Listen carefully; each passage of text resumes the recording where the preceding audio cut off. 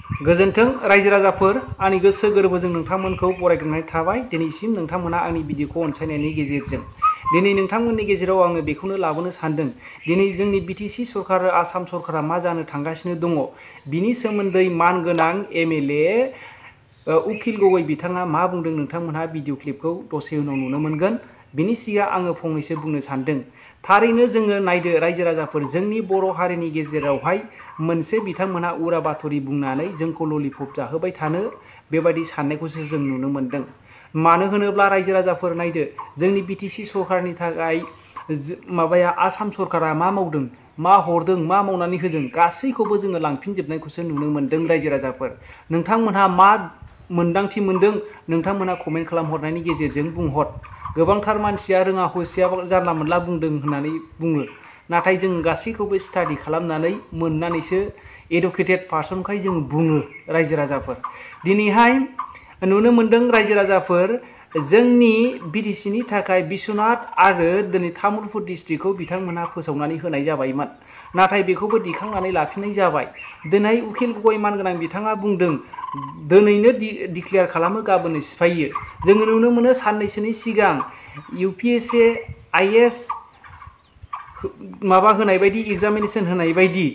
IAS IPS examination होनाय बायदि बिथांमोनहा नैबे थार्ड ग्रेड फर्थ ग्रेड एग्जामखौबो होनाय जागोन होननानै बुंदोंमोन। बेबायदि होयोब्लाथ'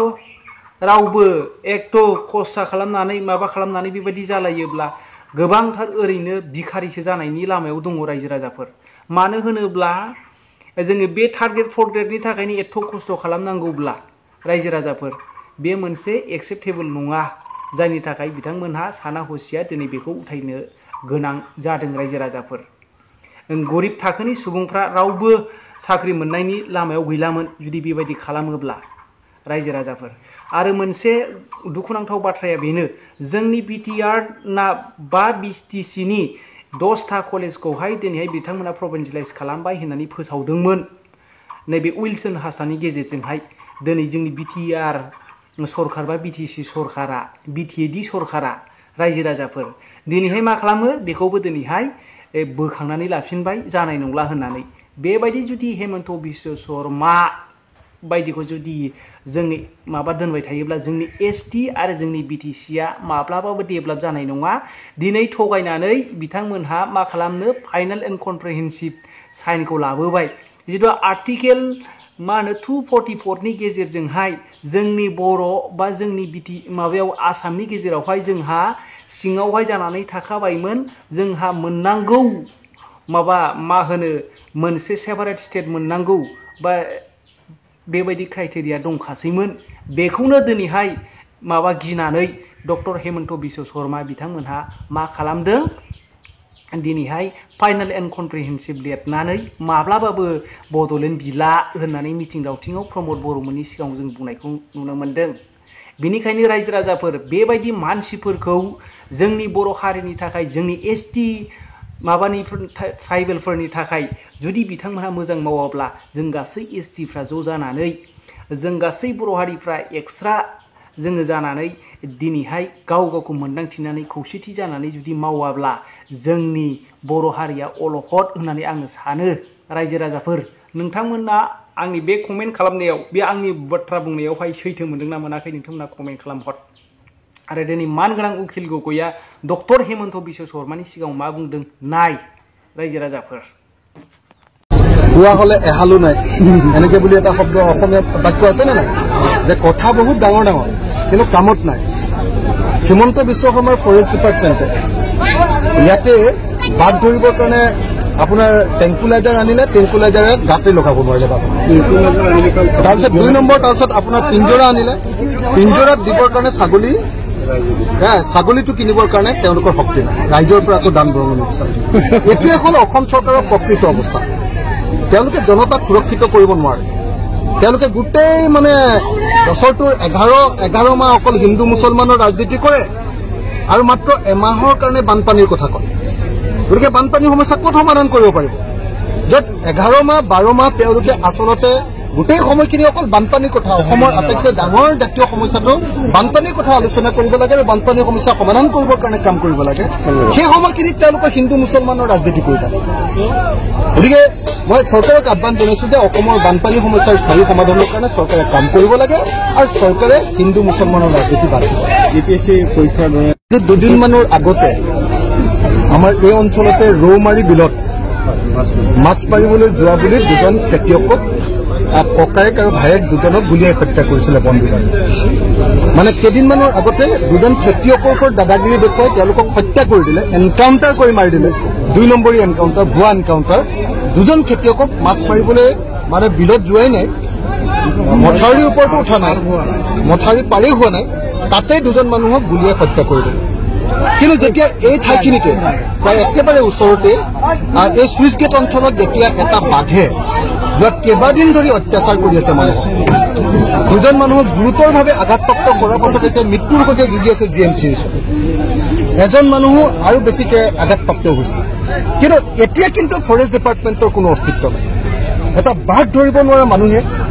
দুজন খেতিয়কক কিন্তু গুলীয়াই হত্যা কৰিছে গতিকে মই এই মুহূৰ্তত ফৰেষ্ট ডিপাৰ্টমেণ্টৰ মন্ত্ৰী ডাঙৰীয়া আৰু অসমৰ মুখ্যমন্ত্ৰী ডাঙৰীয়া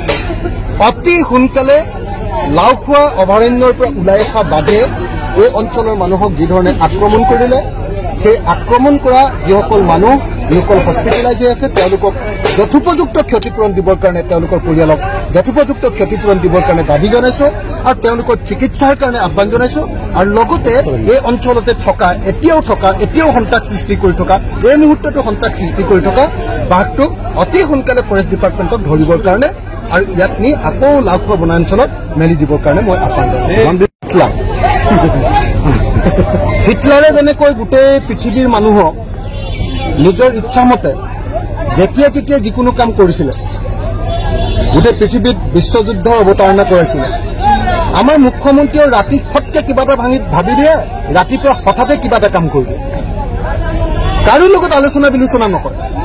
হঠাতে তেওঁ ঘোষণা কৰি দিলে তাৰ লগত আলোচনা কৰিলে আমি কোনেও নাজানো কোনো মানুহে ডিমাণ্ড কৰা নাছিলে যে যিটো তৃতীয় শ্ৰেণী আৰু চতুৰ্থ শ্ৰেণীৰ কাৰণে যিটো পৰীক্ষা অনুষ্ঠিত হয় চাকৰিৰ কাৰণে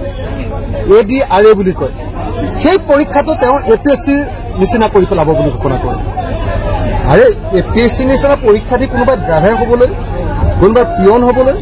কোনোবা চকীদাৰ হ'বলৈ আহিব নেকি কওক যদি APSCৰ নিচিনা পৰীক্ষা দিবই লাগে তেতিয়াহ'লে ডেফিনেটলি তেওঁলোকে APSC পৰীক্ষাই দিব কিন্তু দুৰ্ভাগ্যজনকভাৱে অসমৰ মুখ্যমন্ত্ৰীজনে মুখত যি আহে তাকে কৈ দিয়ে এই মুখ্যমন্ত্ৰীজনে এদিনৰ ভিতৰতে আইন এখন বনাই এদিনৰ ভিতৰতে আইন এখন নষ্ট কৰি দিয়ে আমাৰ কটন কলেজখন ধ্বংস কৰি পেলালে অসমৰ মুখ্যমন্ত্ৰীয়ে বিশ্ববিদ্যালয় কৰি কটন কলেজ এখন ঐতিহাসিক কলেজ ইমান ধুনীয়াকৈ চলি আছিলে উত্তৰ পূৰ্বাঞ্চলৰ নাম্বাৰ 1 কলেজ আছিলে সেই কলেজখন এক ৰাতিৰ ভিতৰত তেওঁ নিজৰ ইচ্ছামতে কটন ইউনিভাৰ্চিটি কৰিলে কাৰো লগত আলোচনা নকৰিলে এনেকুৱা এখন আইন বনালে সেই আইনখনে গোটেই ইউনিভাৰ্চিটিখন ধ্বংস কৰি পেলালে আৰু এতিয়ালৈকে কিজানি কটন ইউনিভাৰ্চিটি এখন 10 বাৰমান সংশোধন কৰিলে তাৰ পাছতো কটন ইউনিভাৰ্চিটি ভাল হোৱা নাই সেইখন নষ্টই কৰি পেলালে এক ৰাতিৰ ভিতৰতে ভাবে এক ৰাতিৰ ভিতৰতে কাম কৰে এক ৰাতিৰ ভিতৰতে মানুহক গুলিয়াই মাৰে এক ৰাতিৰ ভিতৰতে আকৌ বেলেগ এটা কথা কৈ দিয়ে এতিয়াও অসমৰ মুখ্যমন্ত্ৰীয়ে এতিয়া কৈ থকা আমি শুনিছো যে মই যদিও কৈছিলো যে APSC পৰীক্ষাৰ নিচিনাকৈ ADRA পৰীক্ষাটো পাতিম তৃতীয় শ্ৰেণী আৰু চতুৰ্থ শ্ৰেণীৰ চাকৰিৰ কাৰণে পৰীক্ষাটো পাতিম কিন্তু ৰাইজৰ পৰা এতিয়া প্ৰতিবাদ আহিছে গতিকে মই পুনৰ বিবেচনা কৰিম বুলি কৈছে তেওঁ এনেকৈ ফটককৈ এজন মুখ্যমন্ত্ৰীৰ চকীখন এনেকুৱা ধৰণৰ মানে উৰুলি পিঙা মানুহৰ কাৰণে নহয় এনেকুৱা ধৰণৰ পাতল মানুহৰ কাৰণে মুখ্যমন্ত্ৰীৰ চকীখন নহয় মুখ্যমন্ত্ৰী পদটো হ'ল এটা সাংবিধানিক পদ আৰু তেওঁ যেতিয়া কথা কয় তেওঁ ভাবি চিন্তি গহীন গম্ভীৰকৈ কথা বাৰ্তা পাতি সকলো দিশ চাই ভাল বেয়া পজিটিভ নিগেটিভ সকলো চাই সমাজত তাৰ কি প্ৰভাৱ পৰিব তাৰ ওপৰত সম্পূৰ্ণৰূপে বিবেচনা কৰিহে সিদ্ধান্ত ল'ব কিন্তু হিমন্ত বিশ্ব শৰ্মাই নিজৰ ঘৰ চলোৱাৰ নিচিনাকৈ ৰজা মহাৰজাই আগৰ নিচিনা সামন্ত যুগত ৰাজ্য চলোৱাৰ নিচিনাকৈ এক ৰাতিৰ ভিতৰতে তেওঁ মন্ত্ৰীমণ্ডলক কিবা এটা কৈ দিয়ে আৰু মন্ত্ৰীমণ্ডলৰ গোটেই মানুহকেইটা খালি হয় হুজুৰ গতিকে এক ৰাতিৰ ভিতৰতে আইন বদলাই দিয়ে আৰু এক ৰাতিৰ ভিতৰতে চিষ্টেম বদলাই দিয়ে এক ৰাতিৰ ভিতৰতে মানুহক গুলিয়াই মাৰি দিয়ে এক ৰাতিৰ ভিতৰতে যিকোনো কাম কৰি দিয়ে গতিকে এই মুহূৰ্তত মই হিমন্ত বিশ্ব শৰ্মা ডাঙৰীয়াক আহ্বান জনাইছো যে ADRA পৰীক্ষা হৈ থাকিবলৈ দিয়ক তৃতীয় শ্ৰেণী আৰু চতুৰ্থ শ্ৰেণীৰ যিটো চাকৰিৰ পৰীক্ষা সেইটো এতিয়াৰ নিচিনাকৈ থাকিবলৈ দিয়ক APSCৰ নিচিনা পৰীক্ষা কৰাৰ কোনো প্ৰয়োজন নাই আপুনি জটিল কৰি আপোনাৰ নিজৰ আমি কেতিয়াও পতা উচিত নহয় কিন্তু যেটো আপুনি সুধিছে সেইকাৰণে মই অতি স্পষ্টকৈ কৈছো যে 2026 চনত আমি বিজেপিক পৰাভূত কৰিবলৈ ৰাইজৰ দল কংগ্ৰেছ অসম জাতীয় পৰিষদ আৰু অন্যান্য বিৰোধী ৰাজনৈতিক শক্তিয়ে একেলগতে ইলেকশ্যন খেলিল আৰু একেলগতে ইলেকশ্যন খেলি বিজেপি আৰু AIDF দুইটা পাৰ্টিকে অসমৰ এই দুইটা সাম্প্ৰদায়িক পাৰ্টিকে এটা হিন্দু সাম্প্ৰদায়িক পাৰ্টি এটা মুছলিম সাম্প্ৰদায়িক পাৰ্টি এই দুইটা পাৰ্টিকে অসমৰ ৰাজনীতিৰ পৰা বিদায় দি শান্তিৰ অসম এখন আমি ঘূৰাই আনিম চুইচ গেট নামৰ ঠাইখনত বানপানীত ক্ষতিগ্ৰস্ত হোৱা ৰাইজৰ খবৰ ল'বৰ কাৰণে আহিছিলোঁ বিশেষকৈ এই চুইচ গেটৰ পৰা পাৰ হৈ দিলে এটা ফুটি পাৰ হৈ দিলে লাখ লাখ মানুহ চৰ অঞ্চলত বসবাস কৰে আৰু এইবাৰ বানপানীয়ে চৰ অঞ্চলৰ মৰাপাট খেতিটো নষ্ট কৰা আমি দেখিবলৈ পাইছোঁ মাকৈ খেতিটো একেবাৰে ধ্বংস হৈ গৈছে মাকৈ খেতি ইয়াতে আপোনালোকে সকলোৱে জানে যে এই অঞ্চলত এখন ডাঙৰ মাকৈ বজাৰো আছে মাকৈ খেতিটো সম্পূৰ্ণৰূপে ধ্বংস হৈ গৈছে আৰু খৰিৰ কাৰণে যিটো খেতি কৰে যান্ত্ৰিক তো সেইটো আমি দেখিছোঁ যে কিছু কিছু পৰিমাণে নষ্ট হৈছে তো মই চৰকাৰক আহ্বান জনাওঁ যে আমাৰ খেতিয়কসকলৰ যিবিলাক খেতি নষ্ট হৈছে বিশেষকৈ মাকৈ খেতিটো নষ্ট হৈছে আৰু 2 নম্বৰ মৰাপাতবিলাকৰো নষ্ট হৈ যাব কাৰণ মৰাপাতত যিধৰণে পানী উঠিছে তাৰপাছত শিপা ওলাই যাব গতিকে মৰাপাতবিলাকৰ লোকচান হ'ব আৰু এনেও মৰাপাত খেতিত বৰ বেছি লাভ নহয় অকল ঠাৰিডালহে লাভ থাকেগৈ লাষ্টত সেইডাল বিক্ৰী কৰি পোৱা পইচাটোৰ বাহিৰে বা সেইটো খৰি হিচাপে ব্যৱহাৰ কৰাৰ বাহিৰে বাকী একো লাভেই নাথাকে গতিকে এই মুহূৰ্তত মই অসমৰ খেতিয়কসকলৰ যিবিলাক তেওঁলোকৰ খেতি লোকচান হৈছে সকলো খেতিৰ কাৰণে উপযুক্ত ক্ষতিপূৰণ দিবৰ কাৰণে দাবী উত্থাপন কৰিছোঁ দ্বিতীয় কথাটো হ'ল এই অঞ্চললৈ যেতিয়া আহিছিলোঁ চুইচ গেট এলেকালৈ ইয়াত দেখিলোঁ যে এই ব্ৰহ্মপুত্ৰ সুঁতিটোৰ ওপৰত এখন দলঙৰ খুব প্ৰয়োজন এই দলংখন যদি দি দিয়া যায় তেতিয়াহ'লে ইয়াত থকা 60টামান চৰ আছে 60টামান চৰত থকা 10-15 লাখ মানুহৰ কাৰণে এইটো বহুত উপকাৰ হ'ব মই অসম চৰকাৰক আহ্বান জনাওঁ যে ধিং সমষ্টিৰ চুইচ গেট এলেকাত ব্ৰহ্মপুত্ৰৰ যিটো সুঁতি আছে সেই সুঁতিটোৰ ওপৰত এখন দলং দিয়াৰ ব্যৱস্থা গ্ৰহণ কৰক মোক ৰাইজে কৈ আছে যে ইয়াৰ স্থানীয় MLA আমিনুল ইছলাম